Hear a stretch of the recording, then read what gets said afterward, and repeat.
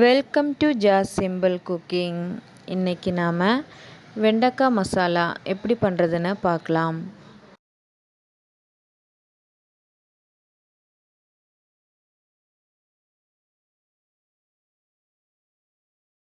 வெண்டைக்காய் மசாலா பண்ணுறதுக்காக நான் இங்கே 250 கிராம் வெண்டைக்காய் எடுத்திருக்கேன்.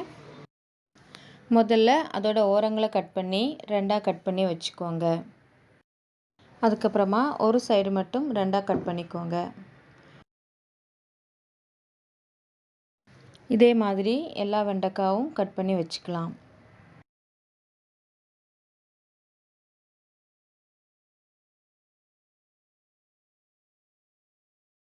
இப்போது எல்லா வெண்டைக்காயும் கட் பண்ணி வச்சாச்சு. இப்போது இதில் அரை ஸ்பூன் வத்தல் தூள், 1/4 ஸ்பூன் மஞ்சள் தூள்,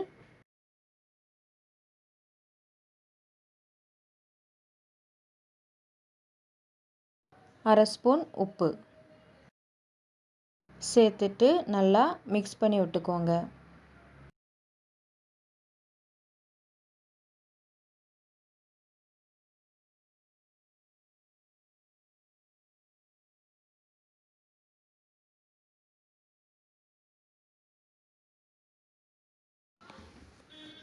இப்போ எல்லாம் நல்லா மிக்ஸ் பண்ணி வச்சாச்சு. இப்போ நாம் இதை லைட்டாக எண்ணெய் சேர்த்து வறுத்தெடுத்துடலாம். அதுக்காக ஸ்டவ் ஆன் பண்ணி ஒரு கடாயை வச்சுக்கோங்க. அதில் 2 ஸ்பூன் எண்ணெய் சேர்த்துக்கோங்க.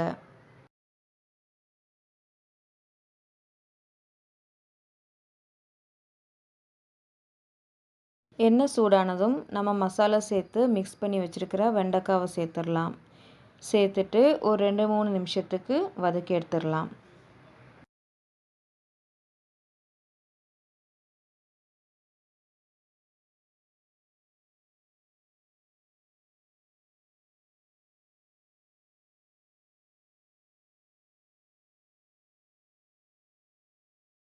இப்போது வெண்டைக்காவை 2-3 நிமிஷம் எண்ணெயில் வதக்கி எடுத்தாச்சு. இப்போ இது ஒரு பாத்திரத்தில் மாற்றிடலாம். இப்போது அதே கடாயில் 3 ஸ்பூன் எண்ணெய் சேர்த்துக்கோங்க.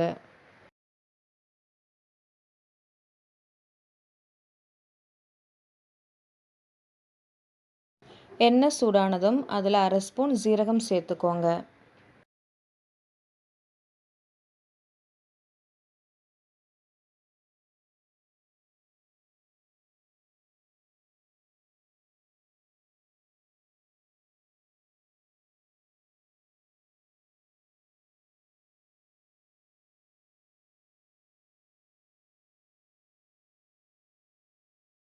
ஜீரகம் பொரிஞ்சு வந்ததும் இப்போ நாம் இதில் பச்சை மிளகாய் சேர்த்துடலாம்.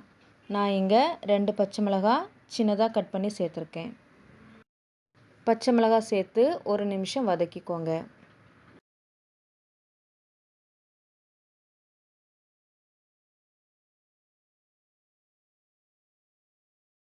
பச்சை மிளகாய் சேர்த்து ஒரு நிமிஷம் வதக்குனதுக்கப்புறமா இப்போ இதில் வெங்காயம் சேர்த்துடலாம். நான் இங்கே ஒரு மீடியம் சைஸ் வெங்காயம் சின்னதாக கட் பண்ணி சேர்த்துருக்கேன். சேர்த்துட்டு நல்லா மிக்ஸ் பண்ணி விட்டுக்கோங்க.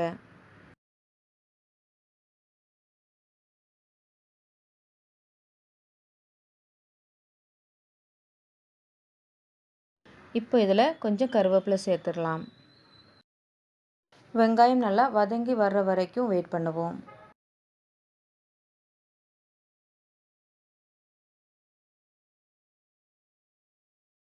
இப்போ வெங்காயம் நல்லா வதங்கிடுச்சு. இப்போ நாம் இதில் 1 ஸ்பூன் இஞ்சி பூண்டு விழுது சேர்த்துடலாம். சேர்த்துட்டு நல்லா கலந்து விட்டுக்கோங்க. இஞ்சி பூண்டோட பச்சை வாசனை போகிற வரைக்கும் இது நாம் வதக்கிடலாம்.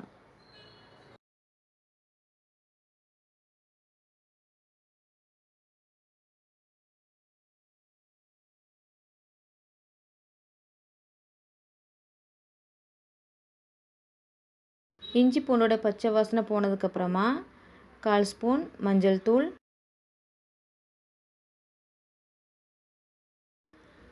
1/2 ஸ்பூன் வத்தல் தூள், 1/2 ஸ்பூன் மல்லித்தூள்,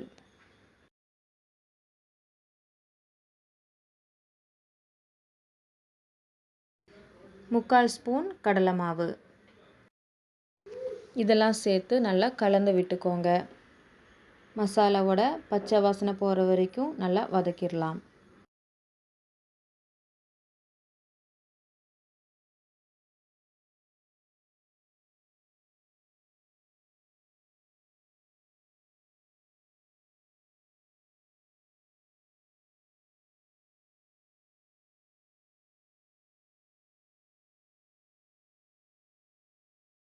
இப்போது மசாலாவோட பச்சை வாசனை எல்லாம் போயிடுச்சு. இதில் இப்போது தக்காளி விழுது சேர்த்துடலாம். நான் இங்கே 2 மீடியம் சைஸ் தக்காளி மிக்ஸி ஜாரில் போட்டு நல்லா அரைச்சி எடுத்துருக்கேன்.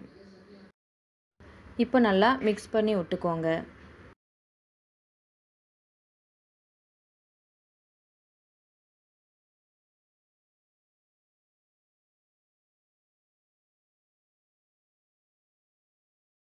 நல்லா மிக்ஸ் பண்ணதுக்கப்புறமா தக்காளி நல்லா வேகிறதுக்காக 2-3 நிமிஷத்துக்கு மூடி வச்சிடலாம்.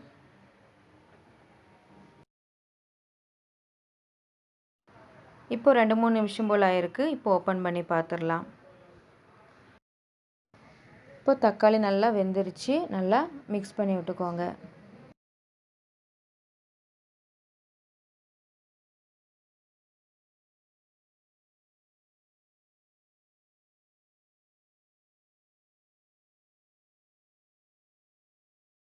இப்போ நாம் இதில் உப்பு சேர்த்துக்கலாம். சேர்த்துட்டு நல்லா கலந்து விட்டுக்கோங்க.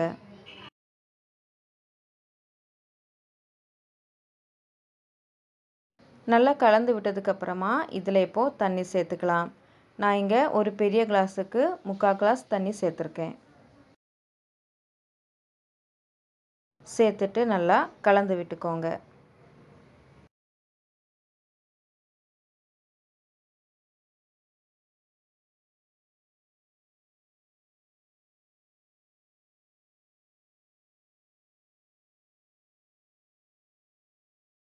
இப்போ மூடி வச்சு ஒரு 2-3 நிமிஷத்துக்கு கொதிக்க விடலாம்.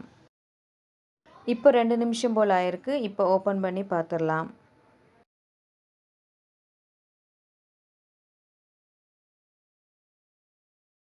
இப்போ நாம் இதில் வதக்கி வச்சுருக்கிற வெண்டைக்காவை சேர்த்துடலாம். சேர்த்துட்டு நல்லா கலந்து விட்டுக்கோங்க.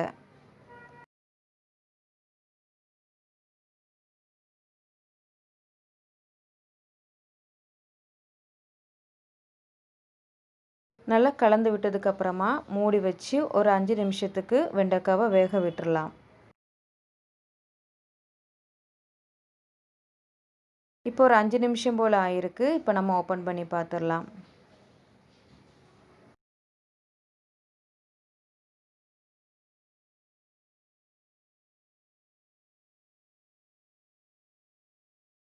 நல்லா மிக்ஸ் பண்ணி விட்டதுக்கப்புறமா இதில் 1/2 கப் தயிர் சேர்த்துக்கலாம்.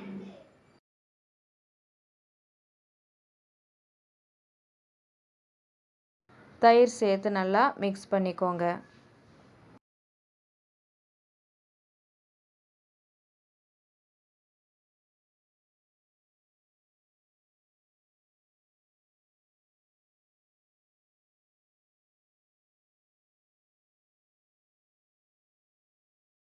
நல்லா மிக்ஸ் பண்ணதுக்கப்புறமா மூடி வச்சு ஒரு 5 நிமிஷம் வேக விட்டுடலாம். இப்போது 5 நிமிஷம் போல் ஆயிருக்கு. இப்போ ஓப்பன் பண்ணி பார்த்துடலாம். நல்லா திக்காக வந்திருக்கு. நல்லா மிக்ஸ் பண்ணி விட்டுக்கோங்க. அவ்வளோதான், வெண்டைக்காய் மசாலா ரெடி ஆயிட்டு.